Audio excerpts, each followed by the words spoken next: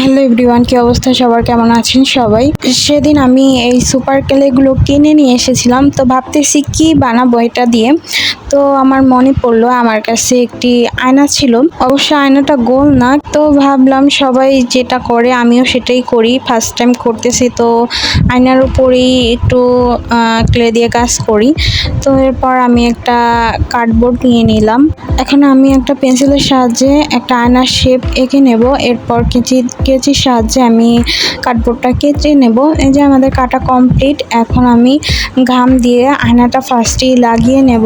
এক হাতে ক্যামেরা, অন্য হাত দিয়ে ঘাম দিতে একটু কষ্ট হচ্ছিল, সেজন্য আমি অফ ক্যামেরায় এই যে আয়নাটা লাগিয়ে নিয়েছি।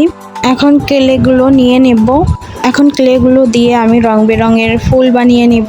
ফার্স্টেই আমি ক্লেগুলো থেকে কিছুটা পরিমাণ ক্লে নিয়ে ছোট ছোট বলের মতো করে নেব 5টা। এই ফুলটা সবাই বানাতে পারবে। এরকম একটু ক্লে নিয়ে 5টা গোল গোল বল করে নিয়ে একটার সাথে আরেকটা জুড়ে দিলেই একটা ফুল রেডি হয়ে যাবে। ফুলগুলোকে আরেকটু আকর্ষণীয় করার জন্য ভিতরে ক্লের সাথে দেওয়া টুলসগুলো দিয়ে আমি একটু মাঝখানে র্যাক কেটে দেব। আর এরপর একটু সাদা ক্লে নিয়ে আরেকটা গোল বল করে এই ফুলটার মাঝখানে বসিয়ে দেব, তাহলে আমাদের ফুল রেডি হয়ে যাবে। ক্লে দিয়ে তো ছোট বাচ্চারা খেলে, তো আমিও আজকে ছোট বাচ্চা হয়ে গেলাম।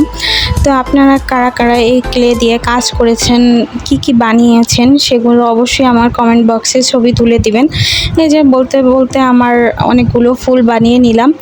তো এই যে আয়নার কার্ডবোর্ডটা দেখতে ভালো লাগছিল না, সেজন্য আমি মার্কার দিয়ে কালো করে নিয়েছি। আপনারা চাইলে অ্যাক্রিলিক কালার দিয়ে এখানে কালো কালার করে নিতে পারবেন। আমার কাছে কালার ছিল না, সেজন্য আমি মার্কার দিয়ে কালো কালার করে নিয়েছি। তো এখন আমি ঘাম দিয়ে প্রতিটা ফুল এই কার্ডবোর্ডের উপর লাগিয়ে দেব আয়নার চারপাশ দিয়ে। এই যে কথা বলতে বলতে আমি সব কয়টা ফুল আয়নার চারপাশ দিয়ে লাগিয়ে নিয়েছি। তো আমার এই আয়নার ডিজাইনটা কেমন হয়েছে অবশ্যই কমেন্টস করে জানাবেন, এবং আমি ক্লে দিয়ে আর কি কি বানাতে পারি আমাকে আইডিয়া দেবেন। তো এই ছিল আমার ছোটোখাটো একটি ভিডিওটি কেমন হয়েছে অবশ্যই কমেন্টস করে জানাবেন। ভালো লাগলে একটা লাইক করে দেবেন। দেখা যাবে আপনাদের সাথে নতুন কোনো ভিডিওতে। আল্লাহ হাফেজ।